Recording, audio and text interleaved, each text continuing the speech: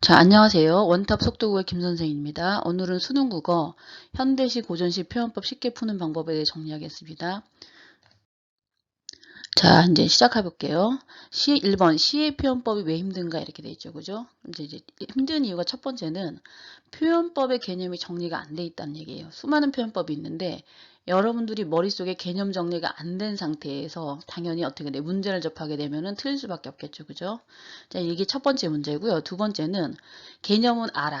그런데 어떻게 돼? 실제 작품을 보면 거기다 적용이 안 되는 거예요. 자, 이런 경우에는 연습이 안 돼 있기 때문에 그런 거거든요. 적용이 안 되는 거는 사실은. 근데 이제 개념을 작품에 어떻게 돼? 적용하는 방법들을 어떻게 돼? 스스로 터득하고 연습을 할 필요가 있겠죠. 그죠? 이제 뒤에서 이제 그런 부분도 이루어지는 거고요. 자, 이제 뒤로 가볼게요. 자, 이제 표현법이랑 시정의 방식이 뭔지는 좀 일단 알고 가야 될 것 같은데요. 일단 그러기 위해서 시가 뭔지 한번 볼게요.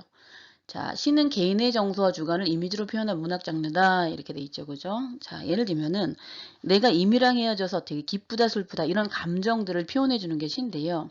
자, 난 기뻐 슬퍼 이런 것들은 추상적인 내용이죠. 그죠? 그러니까 이게 비가 오네, 뭐 내 마음에 비가 오네, 눈이 오네 이런 식으로 구체화시킨 거죠. 그러니까 비, 눈 이런 것들이 다 어떻게 이미지에 해당되는 거죠. 그죠? 근데 시의 궁극적인 목적은 어떻게 돼? 개인의 정서와 주관을 뭘로 구체적인 이미지로 표현하는 건데 이제 이 내용들을 정서 주관을 표현하기 위해서 어떻게 거기에 표현법이 쓰인다라는 거거든요. 자, 이제 그렇게 이해하시면 되고. 자, 문제는 시인들이 그냥 어떻게 돼? 그냥 선택하지, 표현법을 그냥 선택하지 않는다는 거예요. 자기의 표현하고자 하는 내용들을 어떻게 돼? 표현하기 가장 효과적인 표현법이 뭐지라는 걸 어떻게 생각하면서 그 표현법을 선택한다는 얘기인데, 자, 일단 표현법이 있고 시전개 방식이 있죠. 그럼 표현법은 뭘까요? 그죠? 정서와 주제를 효율적으로 드러내기 위해서 그 선택한 방법인데 이건 한행에 해당되는 거고요. 시전개 방식은 똑같은 이제 구조인데 어떻게 시 전체 구조. 그러니까 예를 들면 이제 표현법은 한 줄에 해당되는 거고 시전개 방식은 1, 2, 3, 4, 5연 있으면 어떻게 전체 구조에 해당된다고 보시면 되는 건데요. 이제 표현법은 크게 어떻게 돼? 이제 형식상은 어떻게 돼? 운율 형성에 효과가 있다. 내용상은 당연히 어떻게 의미를 강조하는 효과가 있다. 이렇게 이해하시면 되는 거고요. 근데 이제 역시 시전개 방식도 그냥 시인이 그냥 택하지 않고 내가 표현하고자 하는 내용을 효율적으로 드러내기 위해서 어떤 구조를 선택하지? 이거는 어떻게 돼? 굉장히 필연적인 거죠. 자기가 표현하고자 하는 내용을 드러내기 위해서는 여러 가지 그 시전개 방식이 있는데 이제 그 중에 가장 유리한 걸 어떻게 선택한다는 거예요. 자, 그럼 뒤로 한번 가볼게요. 자, 그럼 이제 표현법이 뭐가 있는지는 정리를 하고 가야 될 것 같은데 표현법을 어떻게 내 머릿속에 정리를 하고 가라 이런 얘기가 되는 건데 자, 이제 그냥 정리하지 마시고 종류가 워낙 많으니까 헷갈리잖아요. 그죠? 그러니까 내용에 관한 표현법과 형식에 관한 표현법을 일단 어떻게 돼 구분해 주시는 게 굉장히 편하겠죠. 그죠? 그럼 일단 형식에 관한 건 첫 번째가 일단 운율에 관한 거죠. 그죠? 근데 우리가 이렇게 보면은 운율에 대해서 많이 알 것 같지만 실제로는 어떻게 돼 정리가 안 된 상태로 문제를 푸는 경우가 많아요. 자, 일단 운율을 형성하는데 이제 가장 필요한 게 음수율이죠. 그죠? 음수율은 어떻게 돼? 수가 글자 수죠. 그죠? 글자 수가 일정하다. 그럼 세자, 네자, 삼사조, 네자, 네자, 사사조, 그다음에 일곱자, 다섯자, 칠호조. 그죠? 음이율은 어떻게 돼? 위치가 일정하다. 그럼 이제 두운, 요운, 가군이 있는데 두는 머리도자예요. 그러니까 각년마다 맨 앞에 똑같은 단어가 오는 거고요. 요는 허리요자에서 어떻게 돼? 가운데 똑같은 단어가 오는 거고요. 각은 어떻게 다리각자의 끝에. 그럼 어떻게 돼?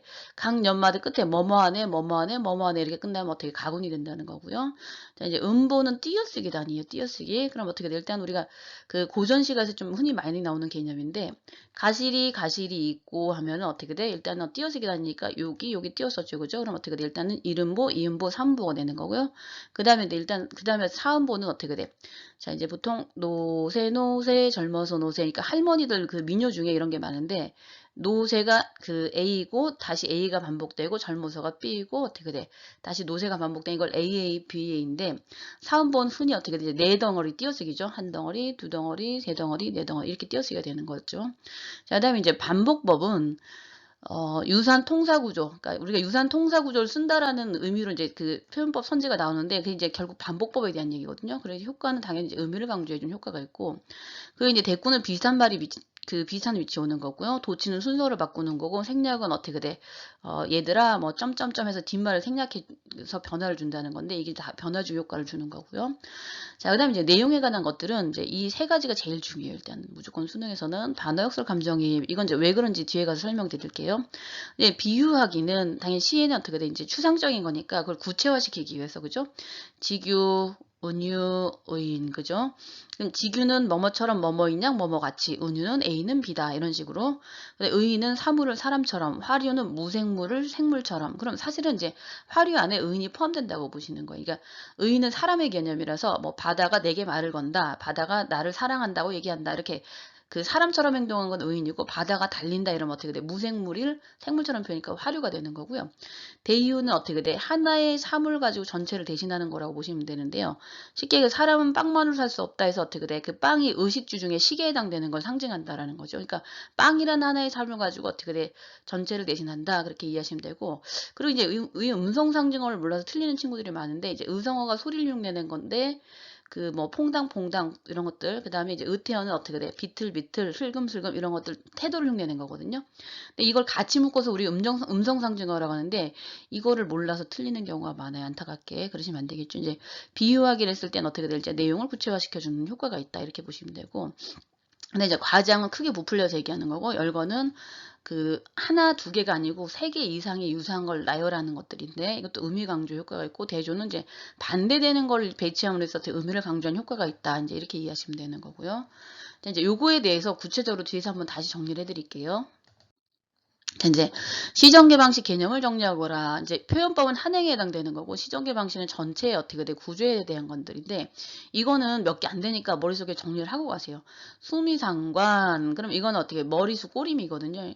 그럼 시작연과 끝연이 동일한 구조다. 그럼 이럴 때 효과는 뭐예요? 효과는 당연히 앞뒤가 유사한 구조니까 어떻게 구조적 통일성이 있고 의미를 강조할 수 있다. 이렇게 되는 거고요. 자, 이제 선경우정은 보통 이제 앞에는 경치, 뒤에는 정서, 선후잖아요. 그죠? 앞에는 경치, 뒤에는 정서 이렇게 되는 거고.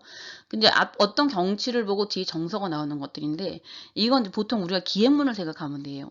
뭐 예를 들면 제주도에 이제 수학여행을 갔는데 성산 일중봉이 어떻게 해 뜨는 풍경을 봤어. 그럼 그게 선경이 되는 거고요.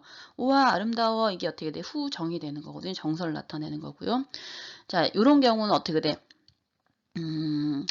보통 이제 어떤 그 경치가 나오는 걸 경치가 주는 걸 서경시라는데 서경시 주로 많고요. 반대도 가능해요. 선정, 후경. 앞에는 정서, 뒤에는 그 경치 이것도 가능하시고. 자, 이제 그 다음에 기승전결 볼게요. 이게 조금 어려운데 이건 일단 어떻게 돼? 한시가 어떻게 돼? 기승전결 구조예요. 그래서 4단 구성인데 시상을 제시한다. 시상이 심화가 된다. 이 전환이 중요한 거거든요. 이제 전환, 시상의 반전 이런 게 선지에 나오면 이건 어떻게 기승전결 구조다. 이렇게 이해하시면 되고 그다음 이제 시상의 마무리 이렇게 되는 건데 자, 예를 들면 우리 님의 침묵이라는 작품 아실 거예요, 여러분들. 자, 님은 같습니다. 사랑하는 나의 님은 같습니다. 해서 어떻게 돼? 님이 떠났다가 어떻게 돼? 이제 앞부분에서 시상을 제시해 주는 거고 아, 님이 떠나서 나 너무 슬퍼. 그럼 어떻게 돼? 이제 시상이 더 심화가 되는 거고 그런데 여기까지는 두 개는 다 부정이잖아요. 님이 떠나 슬프니까. 그런데 어떻게 돼? 전환은 어떻게 돼?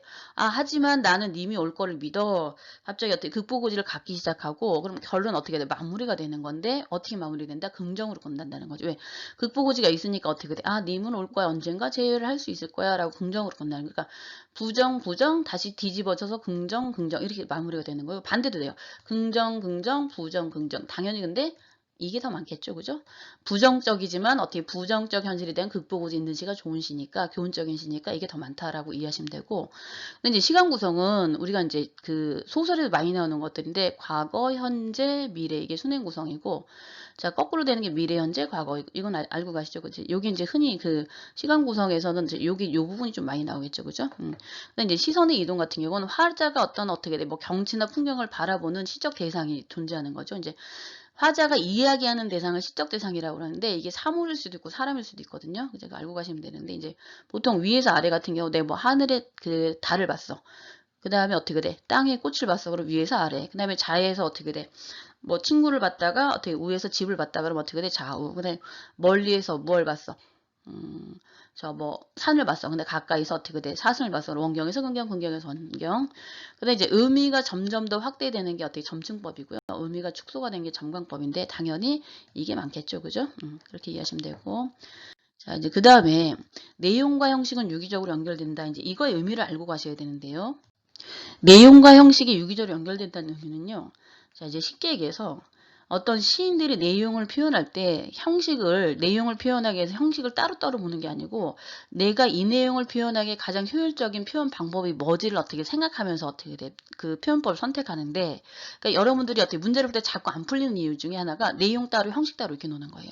근데 그렇게 생각하지 마시고 이 내용을 표현하기 위해서는 이런 형식을 일부러 썼구나. 이게 가장 유리하니까. 그러면은 각각의 표현법이 지닌 장점들이 있겠죠. 그걸 우리가 알고 가자는 얘기예요. 그러니까 쉽게 얘기해서 이제 가장 중요한 거는 수능에 가장 중요한 건 이거거든요. 반어, 역설, 감정이입이라는 얘기죠. 얘네가 주제를 들으니 가장 효과적인 거예요. 반어는 반대를 섹스 속뜻을 강조한다. 역설은 어떻게 돼? 한 문장 안에 반대되는 거죠. 모순된 표현을 넣는데 뭐 예를 들면 이것은 소리 없는 아우성. 아우성은 소리가 있는데 소리가 없다니까 반대되는 개념이고, 외롭다, 황홀하다 어떻게 돼? 황홀한 건 좋은데 외롭다니까 어떻게 반대되는 개념이고. 자, 이별 자체는 어떻게 돼? 우리가 보통 힘들다고 얘기하는데 축복이라고 하니까 또 반대되는 개념을 넣어서 어떻게 의미를 강조한다는 거죠. 그 다음에 이제 우리가 역설을 먼저 한번 볼게요. 나는 아직 기다리고 있을 때 찬란한 슬픔의 봄을 하면 어떻게 돼? 난 모란이 지는 게 슬픈데 이걸 어떻게 돼? 찬란한 슬픔의 봄을 이런 식으로 어떻게 돼? 서로 반대된 얘기를 넣어서 의미를 강조해 주는 거고요. 자, 이제 우리가 반어라고 해서 좀 헷갈리는데 이제 반어의 의미는 잘 생각해 봐야 되는데, 자, 진달래꽃은 다 알죠, 그죠? 자, 님이 떠나려고 해. 나는 붙잡아. 그래도 간다 하니까 어떻게 돼? 사실 너 가면 펑펑 울 거야 이러는데 이런 의미인데, 네가 가면 난 어떻게 눈물 안 흘릴 거야 이렇게 얘기하는 거거든요. 그래서 죽어도 눈물 안 흘리다. 그럼 결국 어떻게 돼? 펑펑 울 거야를 반대로 표현하니까 이게 반어가 되는 거거든요. 자, 우리가 이제 반어 역설이 헷갈릴 때가 많은데 무엇보다 헷갈리니까 시험이 자주 나기도 하고요. 근데 이제 둘 다 주제를 표현하기 굉장히 좋은 거예요. 특히 역설만큼 좋은 게 없거든요. 반대되는 얘기를 한 문장 안에 넣어두니까 어떻게 의미 충돌이 강해서 주제를 효과적으로 들을 수 있다 보시면 되는 거고요. 자, 근데 감정이입 같은 경우는 화자의 정서를 사물에 투영한다 이런 건데, 이제 여기 같은 건 님이 죽었어. 그래서 슬프니까 어떻게 기촉도가 새거든요. 소쪽새 일종인데 이제 기촉도 슬프게 온다. 쉽게 얘기해서 님이 죽어서 나 슬퍼 이러면 어떻게 공감이 안 되겠죠. 그죠? 근데 그게 아니고 어떻게 돼? 저 새도 나처럼 슬퍼서 오네 이렇게 해갖고 새는 사실 그냥 오는데 나처럼 슬퍼서 오네 해서 이런 식으로 감정을 이입해서 어떻게 돼? 의미를 표현해 주는 것들인데, 이 감정이입은 화자의 정서를 드러내기에 가장 어떻게 돼? 효과적이고 탁월하기 때문에 자주 나는 거예요. 특히 이제 고전 시가에서 많이 나와요. 자, 이제 그 다음에 두 번째, 내용을 강조하고자 할 때 형식상의 변화를 주고자 할 때, 자, 우리가 막연하게 표현법을 그냥 이런 표현법이 있다라고 생각하지 마시고 이러이러한 표현법이 내용을 어떻게 돼? 강조할 때 좋은 효과를 드러낸다. 이러이러한 표현법은 어떻게 형식상의 변화를 주기에 유리하구나. 이렇게 알고 가시면 어떻게 돼? 우리가 표현법 파악이 쉽겠죠. 그죠? 자, 예를 들면은 시인들이 자기가 어떻게 돼? 얘기하고자 하는 의미를 강조할 때는 과장법을 쓸 수 있겠죠. 그죠? 크게 부풀려서 얘기한다. 뭐 눈물이 바다를 이루었다. 이런 식으로. 그죠? 그 다음에 이제 대조는 반대되는 내용을 넣거나 영타는 감탄하는 내용. 우와. 아니면 어떻게 돼? 감탄사, 아니면 이런 것들이 들어간 명탄이라고 보시면 되고요. 열건 어떻게 돼? 이제 유사한 걸 세지상 나열하고 또 어떻게 돼? 강조할 수 있고요. 근데 당연히 이제 반복법은 사랑해, 사랑해, 사랑해 이렇게 하면 어떻게 돼? 당연히 내가 너를 사랑한다는 얘기 강조가 되는 거니까 이게 쓰이는 거고요. 그 다음에 이제 이거는 다 내용상의 의미를 강조하기 위한 거고, 형식상의 이제 변화를 주는 거는 너무 단조로워. 그러니까 어떻게 변화를 주기 위해서 일부러 어떻게 돼? 너를 사랑해, 빤한 얘기인데 이걸 도치, 그죠? 순서를 바꿔주는 거고요. 그다음에 이제 대꾸는 비슷한 말이 비슷한 유치하는 건데, 쉽게 해서 어떻게 콩 심은 데 콩 심은 데 콩 나고 팥 심은 데 팥 난다. 그럼 콩팥 심은 데 콩 나고 팥 난다. 이러면 어떻게 돼? 유사한 말이 유사한 위치에 오니까 어떻게 돼? 형식의 변화 주는 게 되는 거고요. 그 다음에 설이 이제 보통 몰라서 묻는 게 아니고 의무형이 쓰이는 건데, 몰라서 묻는 게 아니고 강조하게 쓰이는 거거든요. 그죠? 이제 이 얼마나 아름다운 풍경이가, 그럼 매우 아름다워 이렇게 하는 것보다 어떻게 돼? 아름다운 풍경이가 이런 식으로 해서 단조로울 표현 변화를 줄 수 있고요. 그 다음에 생략법은 제발 하면 어떻게 돼? 뒤에 뭐가 생략됐는지 여운을 남겨주면서 어떻게 돼? 추론할 수 있다라는 거죠. 이런 게 이제 변화 주기에 해당되는 거고, 그러니까 우리가 이제 뭐를 이해를 해야 돼요? 주제를 강조할 때는 반어, 역설, 감정이입이 제일 중요하고, 내용을 강조할 때는 어떻게 돼? 이런 표현법이 쓰였다. 형식을 강조할 때는 이런 표현법이 쓰이는구나 라는 거를 머릿속에 어떻게 돼? 이해를 하고 가시면 되죠. 그러니까 절대로 시인들은 그냥 어떻게 돼? 이 표현법을 선택하지 않는다는 거예요. 자, 이제 그 다음에 표현법 선지가 어떤 식으로 구성됐는지 이해를 하시면 되는데, 이제 보통 특징과 효과로 구성이 되어 있거든요. 그러니까 이제 특징은 어떻게 돼? 비유법이 쓰였다. 그 다음에 이제 그래서 어떻게 주제를 형상화했다, 뭐 색채어가 쓰였다, 이미지를. 근데 중요한 거는 이건 다 보시면 아는 얘기인데 얘네들은 생각할 필요가 없어요. 얘네들은 효과를 틀리게 주진 않아요. 수능에서는 실제 어떻게 이게 쓰였나 안 쓰였는가를 어떻게 돼 묻는 거기 때문에 이거를 중심으로 잘 봐주시면 되고 효과는 거의 어떻게 틀리게 주는 경우가 없으니까 요것만 보시면 되는 거고요. 자, 요건 이제 참고하시면 될 것 같고요. 자, 이제 그 다음에 이제 지금부터 하는 얘기 잘 들으셔야 돼요. 우리가 그냥 막연하게 현대시, 고전시에는 다 표현법 이런 거구나라고 생각하지 마시고 현대시에 날만한 표현법과 고전시에 날만한 표현법을 구분하시면 좋겠죠. 그죠? 자, 이제 현대시에 날만한 표현법은 반어 역설이에요. 반어 역설. 그죠? 자, 그럼 어떻게 되지? 이게 제일 중요한 거고, 그 다음에 그 고전시에 날만한 건 뭐가 있을까요? 고전시에 날만한 거? 자, 고전시는 단어 역설이 별로 없고요. 이제 일단 단순해 굉장히 비유법, 뭐 감정이입. 그러니까 이제 감정이입이 제일 많이 나고요.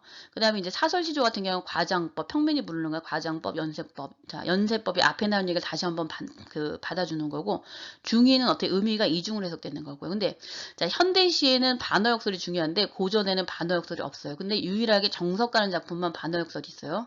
그럼 만약에 고전시에서 반어 역설 선지가 나오면 우리가 어떻게 그걸 볼 필요가 있다 없다? 없다. 이 얘기가 되는 거고요. 자, 그 다음에 이제 여기부터 한번 볼게요. 고전시대는, 고전시는 고려시대에 어떻게 소교가 쓰였는데, 뭐, 가시리 있고 해서 삼음보. 그 다음에 조선으로 오면 어떻게 돼? 시조 가사는 다 3, 4조, 4, 4조, 사음보가 있고요. 근데 그러니까 다 고전 어떻게 운율이 있다라는 건 맞는 선지가 되는 거, 운율이 있다. 그 다음에 이제 반복법이랑 대구가 대다수 쓰이는 것들은 알고 가시면 될 것 같은데, 자, 현대시는 사실은 어떻게 돼? 7호조가 많아요. 7호조. 그러니까 이제 3, 4조, 4, 4조에서 발전하게 7호조인데 이제 7호조가 어떻게 돼? 나보기가 역겨워 가실 때에는 나보기가 역겨워 가실 때는 3문보가 되는 거고요. 그러니까 이제 7호조 3문보는 주로 현대시의 개념이 많고 고전시는 없다고 이해하시면 되는 거고요. 그래서 이제 진달래꽃이 대표적인 거고 음이율이 두운, 요운, 가군인데 이것도 고전시는 없어요. 거의. 현대시만 알고 가시면 되고 그다음에 어떻게 돼? 이제 그 산문시도 나름대로 운율이 있다가 내재율인데 당연히 고전시에는 산문시가 없으니까 뭐만 보시면 된다? 그 현대시의 개념만이라고 이해하시면 된다는 거죠. 그러니까 이제 구분하실 때 이것만 구분하시면 돼요. 현대시에서는 반어 역설이 중요한데 고전엔 반어 역설이 없어. 그러면 고전시에 반어 역설 선지 나오면 된다 안 된다 안 된다. 근데 현대시는 다양한 표현을 쓰이고 고전시는 이렇게 한정돼 있다. 이거 알고 가시면 되고요. 그 다음에 현대시는 어떻게 돼? 이게 이제 현대시에 나올 수 있는 개념들이고 이게 고전시에 나올 수 있는 개념들이다. 이렇게 이해하고 가시면 되겠죠. 자, 이제 실제로 문제를 푸는 방법들을 좀 한번 적용을 한번 해볼게요. 이제 푸는 순서 요거만 잘 지키시면 돼요. 요거만. 각 년을 나누고 반복되는 식구를 찾아라. 일단은 운율 같은 경우는 이제 운율이 있는지 없는지 보려면 어떻게 돼? 일단 반복되는 식구가 있는지 이걸 찾아주시면 되고. 근데 사실 표현법은 여기 각 년마다 끝맺는 말이 제일 많아요. 중요한 표현법이 끝맺는 말이 많으니까. 자, 예를 들면은 눈은 살아있다. 뭐 기침을 하자. 그 다음에 어떻게 돼? 이제 살아있다. 기침을 하자. 그럼 일단 동일한 식구가 반복이 되는 거고 눈에서 어떻게 떨어지니 붙었고 다시 마당에 떨어지니 붙으니까 어떻게 돼? 일단 점층법이 쓰인 거지. 의미가 확대되는 거. 그 다음에 어떻게 돼? 이제 동일한 식구가 반복된 거 맞고요. 그죠? 그 다음에 권유형 쓰였죠. 그죠? 하자 권유형. 그럼 이제 요거를 1단계, 2단계 하시고 3단계를 분석해 보시면 되는 거예요. 근데 단어한 어조로 의지를 나타낸다. 이거 맞고 그 다음에 어떻게 돼? 자, 우리 한번 봐봐요. 3번하고 4번은 다 해결됐죠. 그죠? 여기 있는 거 그대로 분석해보면 나오는 건데, 이제 2번하고 5번이 반대되는 건데, 2번은 어떻게 돼? 수미상관 구조를 지었고, 5번은 어떻게 대칭이라고 돼 있죠. 그죠? 대칭은 유사한 것끼리 묶이는 건데, 자, 예를 들면 어떻게 돼? 1년하고 3년은 대칭이 되는 거죠. 눈에 대한 거고, 2, 4년은 기침에 대한 거니까, 이건 어떻게 돼? 5번은 맞네요. 대칭, 그죠? 그런데 어떻게 돼? 수미상관 같은 경우 1년과 끝년이 유사한 구조인데 지금 그렇지가 않죠. 그죠? 그럼 답은 어떻게 돼? 1번이 된다. 이렇게 답은 2번이 된다. 이렇게 2번이 된다. 이해하고 가시면 되는 거고요. 자, 이제 그 다음 거 하나 더 볼게요. 자, 이제 우리가 흔히 하는 우리가 무리되었는데 이것도 똑같이 어떻게 강연을 하려고 반복되는 식구를 찾는 거예요. 그러면 보면 어떻게 돼? 만난다면, 흐른다면, 적시기도 한다면, 닿는다면, 그대여, 뭐 만나자 이렇게 돼 있죠. 그러니까 이제 이런 게 반복이 되는 거고 끝맺는 말만 일단 무조건 의식적으로 찾아보세요. 그럼 뭐뭐 한다면 이렇게 되는 거죠. 그러니까 어떻게 돼? 가정법이 쓰였다. 그 다음에 그대여 하니까 대화체 쓰였다. 그 다음에 어떻게 돼? 오라 이러니까 명령어조 쓰였다. 그럼 그 다음에 어떻게 돼? 못하네요. 선지를 분석하라 이렇게 돼 있죠. 그죠? 그럼 어떻게 돼? 이제 청각적 심상이 쓰였다. 가정법이 쓰였다. 그 다음에 어떻게 돼? 이제 대조적 힘이 쓰였다. 명령을 줬다. 역설이 없죠. 역설. 그죠? 그럼 답이 5번이 되는 건데 자, 정리를 하면은 표현법을 찾을 땐 우리가 끝에를 잘 보면 돼요. 매연 끝에, 강연 끝마다. 끝부분을 잘 보면 어떻게 돼? 어지간한 표현법을 찾을 수가 있거든요. 자, 그럼 이제 정리해 보면은 시의 표현법은 개념을 어떻게 내용과 형식으로 나눠서 정리를 해라. 그 다음에 시인들이 주제를 표현하기 위해서 자기한테 유리한 표현법을 선택을 한다. 그러니까 내용과 형식은 서로 연기돼 있으니까 연결이 돼 있으니까 그걸 의식해갖고 풀어라. 그 다음에 현대시에서 날만한 개념과 고전시에서 날만한 개념을 정리를 해라. 그 다음에 어떻게 돼? 이제 반복되는 식구나 아니면 강연마다 어떻게 중요한 식구들을 찾아서 먼저 체크를 하시고 선지를 분석하는 순서대로 가셔라. 이 순서만 모든 시에다 적용하는 연습을 한번 해보세요. 그러니까 강연을 나누고 반복되는 식구 찾고 강연마다 끝맺는말 분석하고 그 다음에 선지 분석하고 이러시면 어떻게 돼? 어지간히 잡히실 겁니다. 자, 고3 수험생 여러분 화이팅 하시고요. 자, 오늘 수업 도움됐으면 좋겠습니다. 감사합니다.